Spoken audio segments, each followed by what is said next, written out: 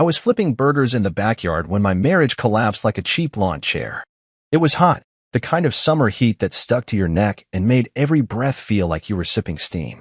The grill hissed beside me, spitting up fat from the patties as I flipped them with one hand and wiped sweat from my forehead with the other. This was supposed to be our family barbecue day, something simple, something I'd planned for weeks. I'd even bought the good buns, not the generic ones Casey usually threw in the cart.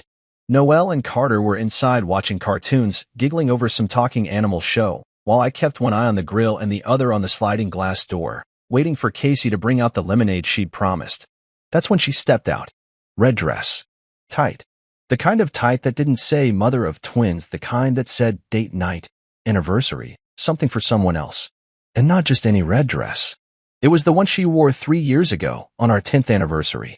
I remember how she looked that night, hair curled, lipstick perfect, hand in mine like she actually wanted to be there. We slow danced in the living room that night with the boys asleep upstairs. She hadn't worn that dress since. I squinted at her through the smoke. You going somewhere? Before she could answer, the doorbell rang. She didn't flinch. Just gave me this glossy smile like she'd rehearsed it in front of the mirror. Be right back, she said. Heels clicking across the tile like gunshots. And then he walked in. 6'4". Fake Gucci shirt clinging to a torso that screamed gym selfies and protein powder. Tattoos crawling up his neck like someone spilled ink and never wiped it off. His presence hit like a cold gust on a warm day wrong. Too loud. Too confident. Too something. Casey walked beside him like she just won the lottery. This is Malik, she said, glowing like the sun rose out of his ass. He didn't shake my hand. Just nodded, looked around like he was appraising the place. Then he walked into my house like he paid the mortgage. I stood there, spatula still in hand, blinking. Malik, huh? Yeah, he said, like he'd just claimed a prize. Nice setup. You're the grill guy, right? I tightened my grip on the handle. I'm the husband. Malik grinned, slow and easy, like I'd told a joke. Not for long. 15 minutes later, he was in my living room, on my couch, pouring himself a drink from my liquor cabinet like it was his damn bachelor pad. I could see them from the backyard, Casey whispering in his ear, him grinning, her giggling like a teenager. Like my wife hadn't worn stretch marks and exhaustion just months ago raising twins with me. Like this was a game. Like I was the joke. The twins came outside. Noelle had jelly on his chin. Carter clutched his favorite dinosaur toy. Dad, he asked, who's the tall guy with mommy? I crouched to wipe Noelle's face, my stomach twisted in a knot too tight to untie. Just a friend, I lied. I shouldn't have lied. Malik swaggered outside, drink in hand, glass sweating in the heat. He stood right beside me, towering. You're done, bro, he said, low but clear. I'm the man of the house now. I looked up at him, mouth dry, pulse hammering in my neck. You sure you want to say that in front of my kids? He smirked. They'll get used to it. And then, before I could move, before I could say anything that might have de-escalated the heat boiling in my blood, Casey stepped forward and slapped me. Open palm. Loud. In front of Noelle. In front of Carter. In front of Malik. My face stung. My ears rang. But worse than any pain was the look in my son's eyes, confusion, fear, the kind of hurt you can't explain away with a bedtime story or a bowl of ice cream. Casey, I said, voice tight. What the hell, eh? Don't talk to me, she snapped. This is over. You've been a placeholder. Malik is who I want. And something in me, something deep, some quiet fuse that had been burning for years, finally snapped. I wasn't yelling. I wasn't breaking things. But inside, I felt it. The shift. The death of hope. The unshackling of the idea that this could still be fixed. I didn't know where this would lead. All I knew was, the man standing in my backyard wasn't just wearing a fake designer shirt. He was wearing my life like a trophy. And I wasn't going to let him keep it. I don't remember how many times I hit him. Just that his face changed after the first punch, surprise melting into fear. He'd walked in so sure of himself, like a king returning to a throne he hadn't earned. But he wasn't ready for the version of me that emerged the moment Casey slapped me in front of our boys. He didn't expect the quiet man flipping burgers to become a storm. All I know is the sound of the glass table cracking under our weight was the first thing that pulled me back to reality. Shards flew like crystal confetti across the living room. Malik hit the floor hard, taking out the lamp and part of the side table as he fell. My fist connected with his jaw again. His arm shot out, trying to grab something, anything. That's when I heard it. A sharp, wet snap, like drywood splitting. His wrist bent at an unnatural angle. He screamed. It wasn't the kind of scream a man makes when he's trying to act tough. It was primal, panicked, real. And still, I didn't stop. It wasn't about him. Not really. He was just the final straw, the loud, arrogant face on years of betrayal, disappointment, and disrespect. It was about every cold shoulder, every "not tonight," every fake smile Casey had handed me while giving someone else her warmth. It was about losing my marriage in slow motion. Casey didn't try to stop me. She didn't rush in, didn't scream, didn't beg me to let Malik go. She just stood there, arms crossed, mouth curled into that smug, knowing smirk I'd grown to hate without realizing it. Like she was watching a play unfold exactly how she'd written it. I was the angry, unstable husband now. The brute. The story was already forming behind her eyes. Once she'd tell friends, lawyers, maybe a judge. When the paramedics arrived, the room was a mess. Malik was groaning, clutching his arm like it was made of glass. One of the medics helped him up while the other looked at me like I was dangerous. I didn't argue, didn't explain, didn't bother trying to justify anything. I knew how it looked. Blood on my knuckles. A broken table. My kids, wide-eyed and silent behind the hallway wall. When the cops showed up, it was the same thing. I raised my hands before they even asked, told them Malik entered my home, provoked me in front of my children, and I snapped. One of the officers took notes while the other stared at Casey, waiting for her version. You've ruined everything, she hissed at me as they escorted Malik out. No, she had. And it was in that moment I realized something brutal and undeniable. The woman I married didn't exist anymore. Or maybe she never did. Maybe she was just a fantasy stitched together by late nights, diaper changes, and the desperate hope that love was enough. She didn't cry. She didn't follow Malik to the ambulance. She stood there, picking glass out of her hair like this was just another Tuesday. I walked past her, through the shattered remains of my living room, and into the kitchen. My hand shook as I turned on the faucet and let cold water run over my scraped knuckles.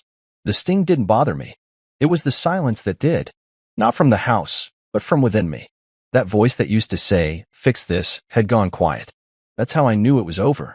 Later that night, after the cops were gone and the boys were finally asleep, curled on the couch under blankets, too scared to return to their room, I sat in the dark with a bag of frozen peas on my hand.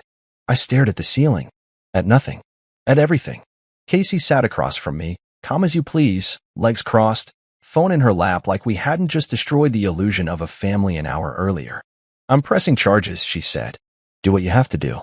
She studied me like I was a test she'd already passed. You're not getting the boys. I turned my head slowly. You think after what just happened, any judge will give them to you? She smiled. You'll see. And for the first time that day, I didn't feel rage. I felt clarity. This wasn't a wife I could reason with. This wasn't a marriage that could be patched. This was a war I didn't start, but I'd damn well finish. The door to our bedroom shut behind her, and I sat alone, surrounded by broken glass and the ghosts of a life I no longer recognized. But deep down, something else stirred. Something fierce. Something protective. I wasn't just a man anymore. I was a father, and I would not lose my sons. I shouldn't have charged the phone. I should have just left it where I found it, buried beneath a pile of expired coupons and tangled cords in the kitchen junk drawer. But curiosity, that old vulture, swooped in and picked at my restraint. The screen lit up when I plugged it in, and the charging symbol blinked like a heartbeat, like it still had life in it. Casey's old phone. She'd claimed she lost it on a trip to her mom's place last year. Said it must have slipped out of her bag. But there it was, forgotten, dusty, tucked beneath a mess we both ignored. I waited until the house was dead quiet. The twins were asleep, exhausted from a day that should have been filled with grilled burgers and backyard tag, not police officers, paramedics, and their father wiping blood from his knuckles. The phone booted up slowly. No password, just her old lock screen wallpaper. Our boys, smiling at the beach, from a time that felt like another life.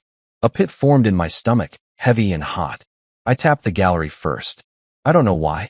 Maybe part of me still hoped I'd find pictures of us, of family, of moments that proved this nightmare was just a detour. But what I found knocked the breath out of me. There were pictures, dozens. But not of me, not of the boys. Him, Malik, shirtless in my bathroom. Malik in my bed. Malik with Casey curled beside him, her lips against his neck, her face flushed with something I hadn't seen in years. Then the messages. Tyler's gone. Come over. I miss your hands. He'll be grilling again today, lol. Perfect timing. I scrolled until I couldn't anymore. The timestamps traced back months. Spa weekends. Girls' nights. Family emergencies. All lies. And then there was the video. I almost didn't play it. My thumb hovered, trembling, breath caught in my throat. But I tapped it. Because I had to see. Had to know. The screen filled with our bedroom. Our bed. Sheets I picked out. Pillows I fluffed. And her voice, low and breathy, whispering. He has no idea. It's kind of exciting. My world collapsed silently. No shouting. No plate smashing. Just me, sitting at the kitchen table at 2:14 a.m., watching my life rot from the inside out. When she came downstairs in the morning, she looked rested. Her hair was still damp from a shower. She poured herself a cup of coffee like she hadn't detonated our marriage hours earlier. I slid the phone across the table. She paused mid-sip, glanced down, and her smile faltered just slightly. She picked it up, tapped the screen, and then smirked. You went through my things, she said. You left it in our house. It stopped being yours when you started filming sex tapes in my bed. She didn't even flinch. You were boring. That hit harder than any punch I'd thrown. Not because I believed it, but because it came out so effortlessly. As if she'd said it to herself 100 times. As if it were her excuse, her shield, her justification for becoming someone I didn't recognize. Malik made me feel alive, she added. I stood.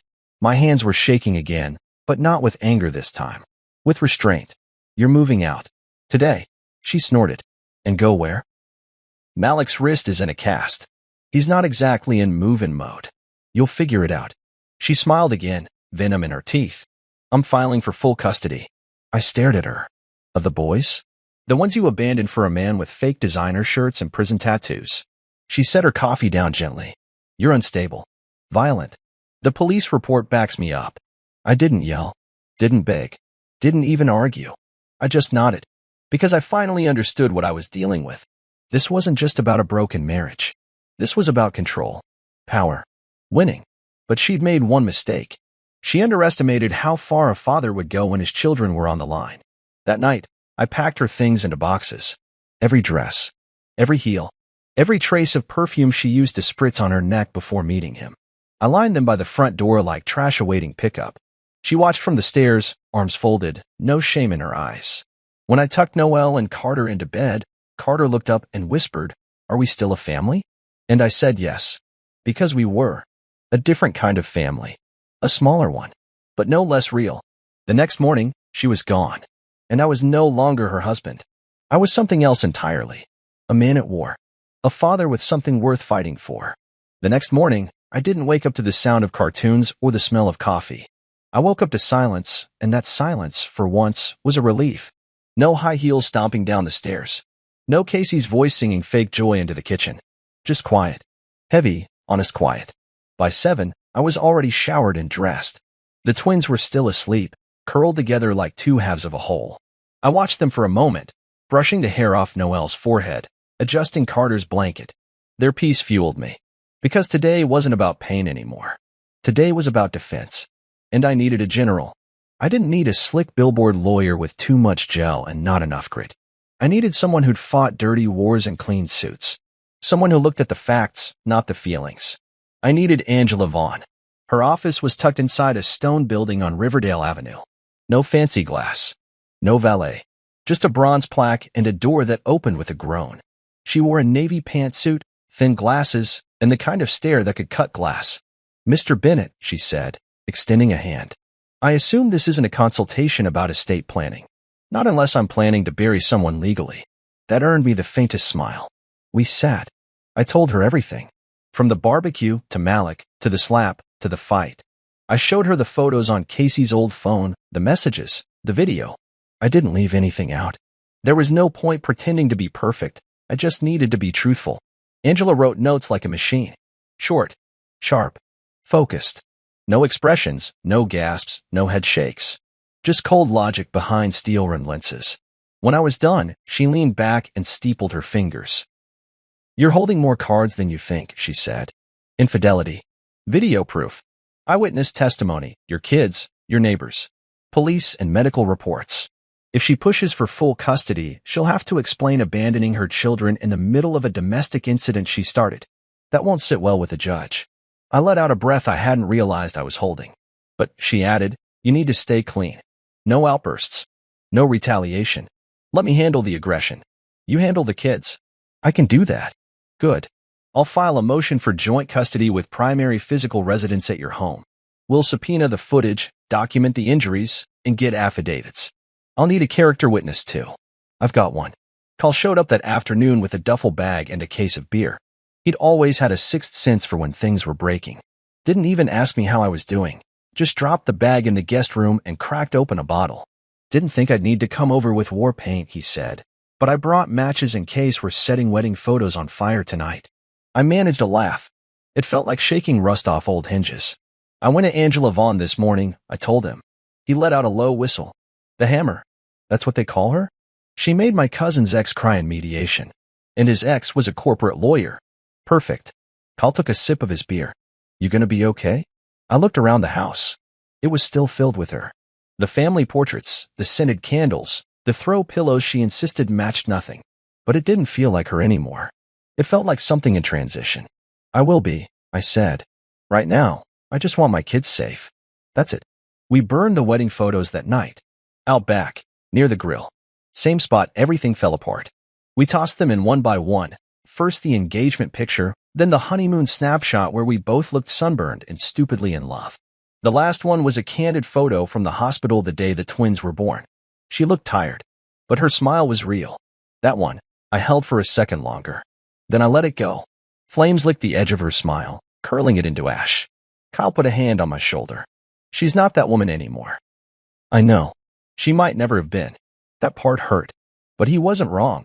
We stood in silence, watching the fire dance across what used to be sacred. Not out of hate, but out of acceptance. I wasn't clinging anymore. I was preparing. Angela's call came the next morning. The paperwork's filed, she said. We've taken the first shot. Let's see how she fires back. I looked at my sons, still in their pajamas, eating cereal and laughing over some silly cartoon. Their world hadn't ended. Not really. And mine? Mine was just beginning again. I placed the divorce folder on the dining table like it was a loaded weapon. Neatly bound, stapled, and screaming finality from its manila cover, it sat between us as Casey twirled a forkful of spinach like she didn't know what was coming. She'd waltzed in earlier without knocking, her usual smugness on full display, wearing designer sunglasses and that bored expression she reserved for things beneath her. What's this? She asked, not even pretending to be caught off guard. My line in the sand. She raised one brow as she slid the folder toward her. Her perfectly manicured nails clicked against the paper. She flipped through it casually, like she was browsing a takeout menu, not reading the formal breakdown of our broken life. You've got some nerve, she muttered, skimming the pages. Custody? You're asking for primary custody? I folded my arms. I'm not asking. Her laugh was dry. Disbelieving. You really think you're going to win in court? No, I said, locking eyes with her. I know I will. She set the papers down and leaned back in the chair, looking at me with that same expression she used when she thought I was being cute, pathetic, even. You've always been delusional. You think being a good dad is enough? You've never understood how the game works. No, Casey. I think being present counts more than sneaking around and playing house with Malik while I made school lunches and kissed skin knees. For the first time, her face flickered. Not rage. Not remorse. But something quieter. Maybe it was fear. Maybe it was the recognition that the old version of me, the passive, accommodating husband, was gone. I'd changed. And she could see it. I watched her eyes dart to the section about infidelity. I'd made sure Angela included it with the attached exhibits. Texts, videos, screen captures. The kind of documentation that didn't just tell a story, it proved it. She stood up, hands trembling slightly, though she tried to hide it by adjusting her blazer. You're trying to embarrass me. No, I replied. You did that yourself. This isn't revenge, Casey. This is me protecting what matters. I'm their mother. Then you should have acted like it. That one hit her hard. Her lips parted, but no sound came out. For a moment, we just stood there, two people who once shared a life, now staring at each other like strangers. You want to take them from me? She finally whispered, almost like she couldn't believe the tables had turned. I want to give them stability, safety, peace. You think they didn't notice you disappearing? You think Noelle doesn't wait by the window every night hoping your car pulls into the driveway? You haven't been a mother. You've been a ghost. I'm their mother, she repeated, more forcefully now. They need me. Then why didn't you fight to stay? She blinked. Once. Twice. That wall she always wore, the confident mask, started to crack. You were never supposed to grow a spine, she said softly, almost like an afterthought. You were supposed to break down, make a scene, beg. I was supposed to fold, I replied. So you could swoop in later and paint yourself the hero. She didn't deny it. Instead, she grabbed the folder and stuffed it back into her bag, snapping the clasp shut with sharp precision. This isn't over, she warned. No, I agreed. It's just beginning. She turned on her heel and walked out, heels clacking on the hardwood like gunshots. I stood there, heart pounding, the air buzzing with a strange mix of grief and adrenaline. I wasn't sure whether I wanted to punch something or cry. Kyle walked in from the kitchen with 2 mugs of coffee, offering one to me like it was a handshake. How'd it go? He asked. She's rattled. Good. I took a long sip, the coffee scalding my tongue, but I welcomed the burn. It grounded me. You think I've got a real shot at winning this? I asked.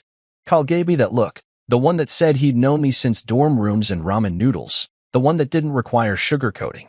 You've already won the part that matters, he said. You stayed. You showed up. That counts for more than any lawyer or custody document ever could. I nodded, the weight of it all starting to settle in my bones. The war wasn't over, but I'd taken the first swing, the right way. That night, I tucked the twins into bed again. Carter clutched my wrist like he was afraid I might disappear too. Dad, he whispered, you're not going anywhere, right? Not a chance, I said, brushing his hair back. As I watched them drift off, I realized something. Casey may have started this fight thinking it was about pride, about proving who had the upper hand. But for me, it was about keeping my son safe. And that gave me all the strength I'd ever need. She was gone the next morning. No note. No dramatic exit. Just a quiet text that came in at 6:13 a.m. Tell the boys I'll call when I'm ready. There was no love, mom, no heart emoji, no sign that the woman who once rocked our sons to sleep now remembered what they smelled like after bath time. Just cold, clipped attachment. I stared at that message for a long time. Not because I didn't expect it, deep down, I had, but because of how final it felt. Like the last nail in a coffin I didn't want to acknowledge I'd already built. I didn't respond. I didn't need to. Instead, I went to the boys' room. The morning light was just starting to creep across the carpet. Carter had kicked his blanket off again. Noel was snoring softly, his arm draped over his brother's chest like he was guarding him. I sat on the edge of the bed and waited for them to wake up. I wasn't sure what I was going to say. How do you tell 2 7-year-olds that their mother chose to walk away? How do you protect them from a truth that burns in your own throat? They stirred 20 minutes later, blinking up at me with sleep-heavy eyes. Noel smiled first. Dad, you been sitting here long? Just a little while, I said, smoothing the hair from his forehead. Wanted to talk to you guys before breakfast. Carter sat up and rubbed his eyes. Is Mom home? I swallowed. No, buddy. She left early. Noel tilted his head. Is she coming back? I hesitated. Then I did something I hadn't done in weeks. I told the truth. A gentle version of it, but still the truth. Mom and I, we're not going to be living in the same house anymore, I said. We've decided it's better if we don't. But that doesn't mean she doesn't love you. Carter frowned. Did she say that? My throat tightened. Not with words. But sometimes adults mess up the way they show love. Silence. It stretched long as both boys processed what that meant. What it didn't. Are we still a family? Noel asked. I nodded fiercely. Always. You and Carter are the best parts of my life. And I'm not going anywhere. No matter what happens. They looked at each other, then back at me. And without a word, both climbed into my lap and wrapped their arms around my neck. I held them tight. Like my arms were the only things holding the pieces of our lives together. We sat like that until the sun filled the room and the sounds of Saturday morning cartoons leaked through the wall. Later, I made pancakes. Not from a box, real ones, with buttermilk and vanilla extract and a pinch of cinnamon. Carter helped stir while Noel set the table. It wasn't perfect. The batter was lumpy, Carter got flour in his hair, and I nearly burned the first batch. But they smiled. They laughed. And for 1 hour, there was peace in our home again. After breakfast, I did laundry. Helped Noel fix the wheels on his toy truck. Watched Carter draw a superhero dad in his sketchbook. It was a clumsy figure with a cape and a frying pan, but the smile on his face when he showed it to me made me feel like I could lift the world with one hand. Casey didn't call that day, or the next. I didn't chase her. I didn't text to remind her the boys missed her. I'd done the dance too many times before. She wanted to play distance? Let her. I wasn't playing anymore. That night, I sat on the porch with a glass of water, trying to swap bourbon for clarity, and thought about how fast everything had changed. One moment I was flipping burgers. The next I was a full-time father staring down a custody battle with a woman I barely recognized. But somewhere beneath the wreckage, I found something I hadn't felt in a long time. Strength. Not the loud kind. Not the punch walls, slam doors kind. The quiet kind. The kind that lets you get up every day, put on your armor made of routine and resilience, and show up for your kids no matter what. The kind that doesn't crumble when someone walks away, but solidifies. I knew the road ahead would be hard. Custody hearings. Court dates. The unpredictable mood swings of someone like Casey, who hated losing more than she ever loved winning. But I also knew this. Noelle and Carter had a father who would never let them feel abandoned, who would never leave them guessing where they stood, who would choose them every time. And that, more than any legal document, any courtroom argument, any bitter accusation, that made me ready for whatever came next. The first thing I did was change the locks. Not out of vengeance, just necessity. I couldn't risk Casey waltzing in like it was still her kingdom. This was our home now. Mine, Noelle's, and Carter's. And I needed it to reflect that. I stood on the porch with a new deadbolt in one hand and a screwdriver in the other, feeling more like a guardian than a homeowner. Each turn of the screw felt like reclaiming space, not just physically, but emotionally too. With every metal click, I was saying, this is ours. This is safe. This is sacred again. The boys were at Kyle's place for the afternoon, watching movies and eating too much popcorn. I needed the space to breathe, to be alone with the house and all its ghosts. The hallway was my first battlefield. That corner by the staircase where Casey used to lean and text with her back to me gone. I painted over the wall, erasing the faint smudge where her shoulder had rested, that oil print only I noticed. Fresh coat, clean white, bright and unburdened. Next, I went into my bedroom. It still smelled like her perfume, floral and faint. It clung to the curtains, the sheets, the pillows. I stripped the bed, stuffed the linens into a trash bag, and tossed them into the bin like they were soaked in gasoline. The mattress stayed, but I flipped it, aired it out, replaced the sheets with ones I bought myself. Simple, navy blue. My color. My choice. I rearranged the furniture. Moved the dresser away from the wall where her mirror had been. Got rid of the little trinkets she used to place everywhere, tiny ceramic bowls, scented candles that never burned past the first hour. The vanity table? Gone. I replaced it with a small desk and a lamp, somewhere I could write down thoughts, make plans, pay bills. Be functional. Room by room, I scrubbed, cleaned, rearranged. Not to forget her, but to stop letting her presence live rent-free in our lives. Then came the hardest part, the closet. Her side was half empty already. She'd taken the essentials, but what remained told me stories I didn't want to remember. A dress she wore on our 5th anniversary. The hoodie she always stole from me when she was cold. A shoebox filled with photos of us smiling like the world hadn't cracked yet. I held onto that box for a while. Sat on the floor with it in my lap, the weight of memories pressing against my chest like a boulder. I flipped through the pictures. Some of them hurt. Some of them made me laugh, even now. But they weren't our future. They were relics of something long dead. I sealed the box and slid it to the back of the closet, behind winter coats and forgotten junk. Not ready to burn it yet, but not ready to let it live in the light either. Around 6, I sat on the floor of the boys' room, their toys scattered around me, and realized something strange. For the first time in weeks, the house didn't feel like a trap. It breathed again, lighter. Not because it was full of joy, but because the tension had lifted. The question marks were fading, replaced by a sense of direction. I needed to talk to someone who'd get it. Not Kyle, not a lawyer. Someone trained to sit in the wreckage with you and hand you a map out. Enter Dr. Gray, a friend of a friend, retired Marine-turned-therapist. No soft words, no bullshit. Just a calm presence and eyes that had seen worse things than broken marriages. His office smelled like leather and wood polish. He wore jeans and a flannel and offered me water instead of tea. So, he said, notepad resting on his knee. Tell me why you're here. I told him everything. From the slap to the phone, to the night I burned the sheets. I didn't sugarcoat it. Didn't try to make myself the hero. Just laid it out, raw and honest.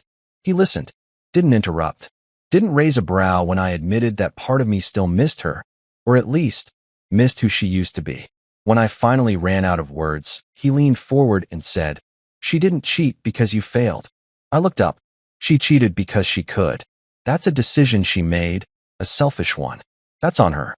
You being tired from work, folding laundry, loving your kids, that's not failure. That's commitment. You were showing up. She chose to leave. It didn't hit all at once. But slowly, those words sank in. Like an anchor finally finding the ocean floor. He was right. I hadn't been perfect, but I had been there. And that mattered more than I'd ever given myself credit for. When I got home, the boys were back. Noel ran into my arms like he hadn't seen me in years, and Carter showed me his crayon drawing of Dad's new room. It was lopsided and bright and perfect. I looked around at our half-changed house and knew we weren't done rebuilding. But we'd started, and that was enough.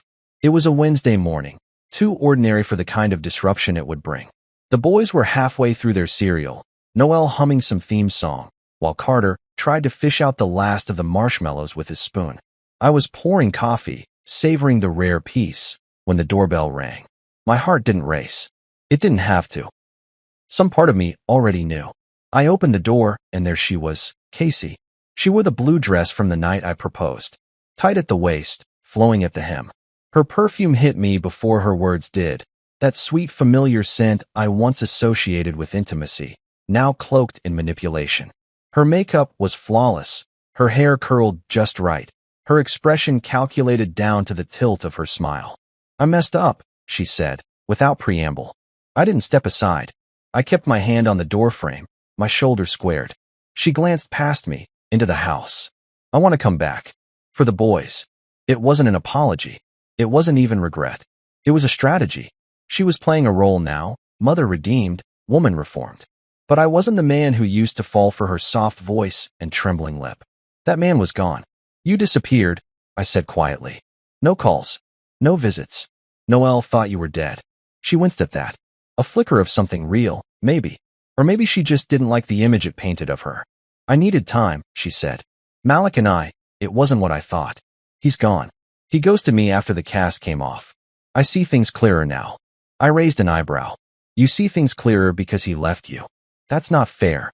"No," I interrupted. "What's not fair is you leaving your children and pretending it was a break. What's not fair is showing up now, playing dress-up in nostalgia, thinking that'll fix it." "I never stopped loving you," she said, stepping forward, eyes glistening. And I laughed. Not a cruel laugh. Not even loud.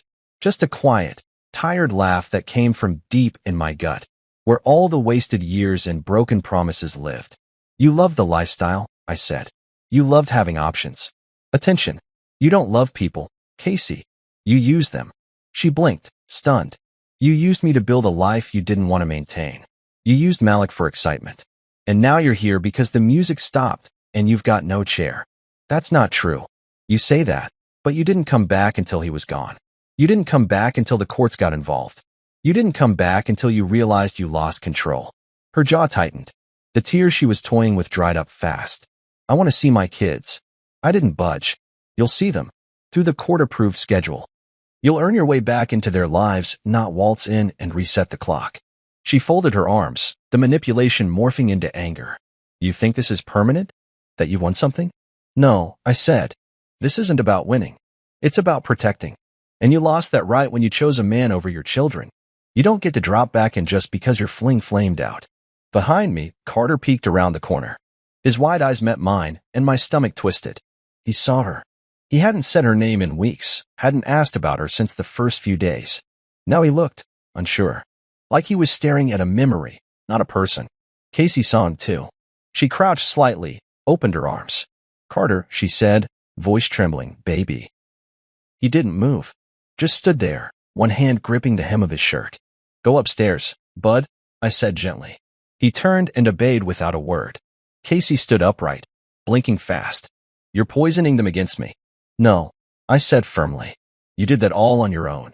She stepped back, fury simmering beneath the surface now. "This isn't over."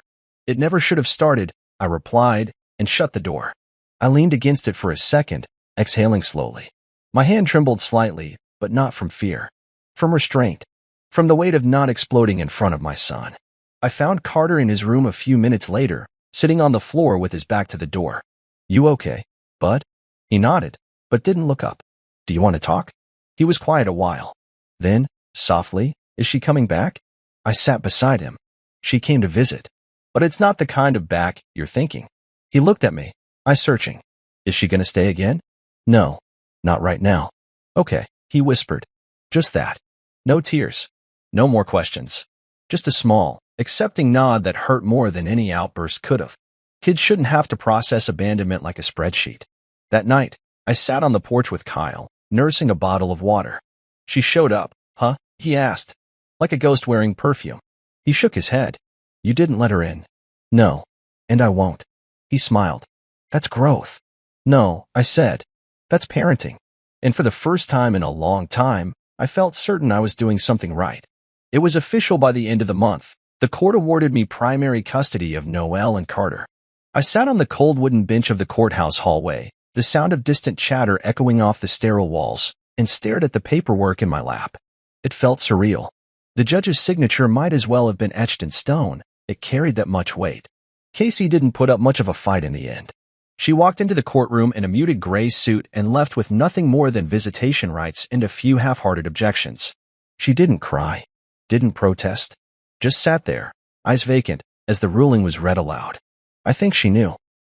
Deep down, I think she'd surrendered long before we ever sat in front of the judge. Outside, the sun was high and unapologetic. Kyle waited by the steps, a coffee in each hand. "Well?" he asked, though the answer was already on my face. "We're coming home," I said simply. "For good." He handed me a cup and clinked it against mine like it was champagne. Noelle stopped waiting by the window after that. For weeks, he'd perch on the armrest of the couch like a little sentinel, glancing out every 5 minutes to see if Casey's car might appear.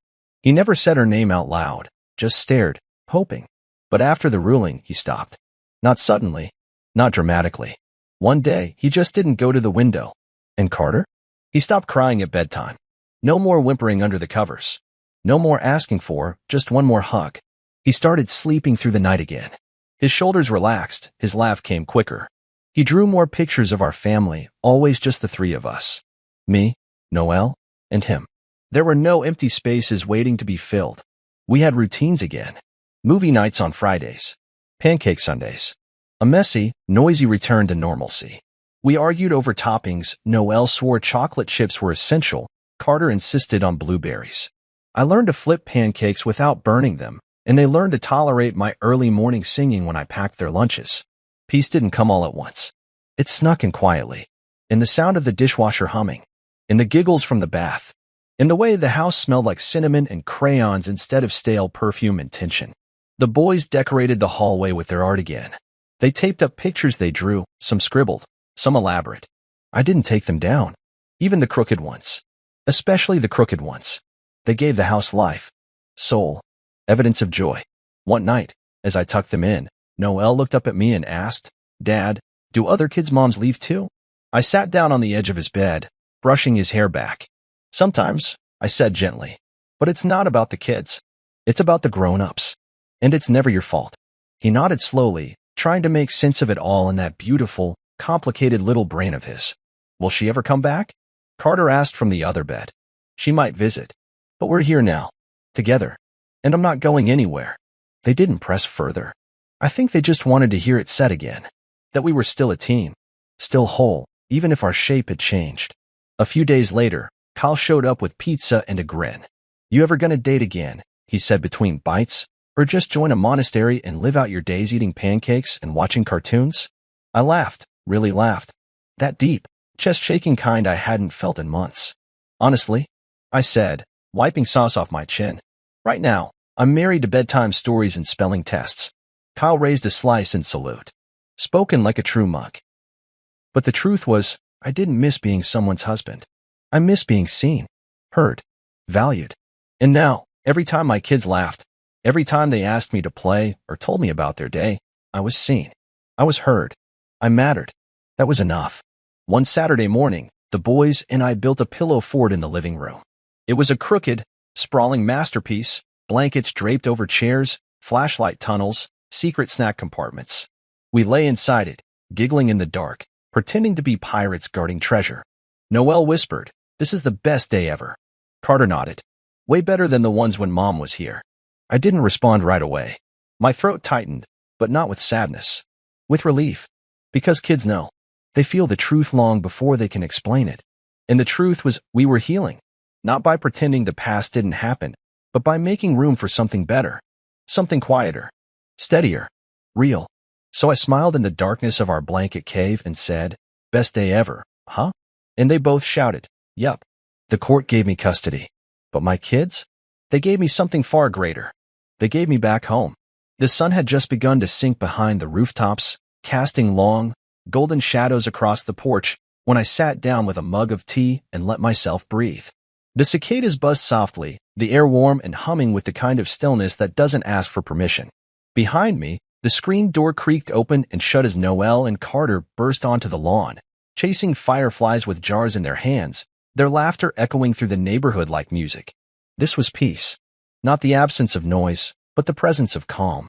Not the lack of chaos, but the return of joy. I wasn't waiting for a shoe to drop anymore. No alarms ringing in my chest. No tightness behind my eyes every time the doorbell rang. The war was over, and I was still standing. Battered, sure, but whole, maybe even stronger. It had taken months to reach this point. Months of slow, deliberate rebuilding. Months of unlearning to fear that every good moment would be stolen. Months of learning to accept that healing didn't come with grand gestures, but with small ones. Band-aids on scraped knees, bedtime stories told with hoarse voices, cereal bowls left in the sink because joy mattered more than spotless counters. I sipped my tea, watching Carter dart across the yard, jar raised like a trophy. Noelle was close behind, laughing so hard he tripped and landed in the grass, giggling with his hands over his head. I didn't tell him to get up.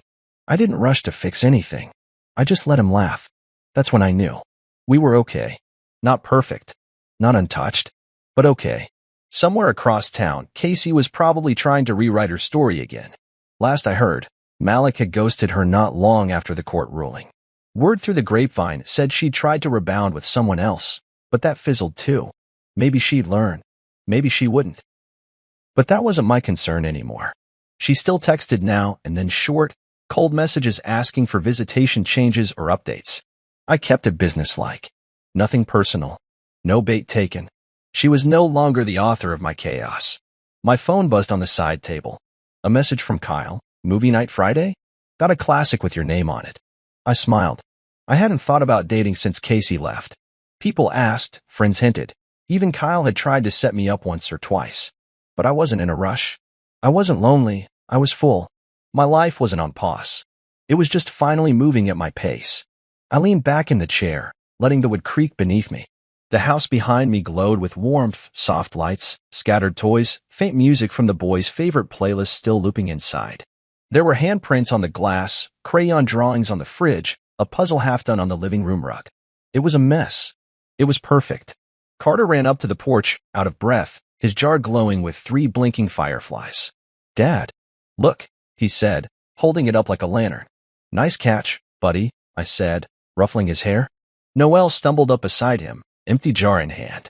"Mine flew out when I tried to show Carter," he groaned. I knelt in front of him, grinning. "Then you'll just have to catch the biggest one out there." He lit up. "You really think I can?" "I know you can." He bolted off the porch again, determination in every stride. Carter sat beside me, breathing heavy. "Do you think fireflies know when they're being chased?" I looked at him, at the quiet curiosity behind his eyes, and felt that swelling ache in my chest, the kind only love can create. "Maybe," I said, "but I think they like it. Gives them a reason to glow." He nodded like that made perfect sense. And I sat there, next to my son, watching his brother run through the grass with a jar raised high, and I realized this was it. This was the end of the storm. Not with a dramatic conclusion, not with a final fight or last words shouted across a courtroom. But here, in the calm, in the peace I'd fought like hell to give them. Casey's story was no longer mine to carry. Her choices, her chaos, they didn't belong in this house anymore. Whatever bridges she was still burning, they were hers to rebuild or leave in ashes. This porch, this yard, this moment, this was ours. The screen door creaked again. Crickets started to chirp. A breeze rolled through, soft and cool, rustling the trees like they were exhaling with me. I put my arm around Carter and smiled. Because if you're reading this, if you've ever found yourself knee-deep in broken promises, wondering if the pieces of your life could ever be whole again, know this. You didn't just survive. You rebuilt. And this time, nothing fake gets past the door.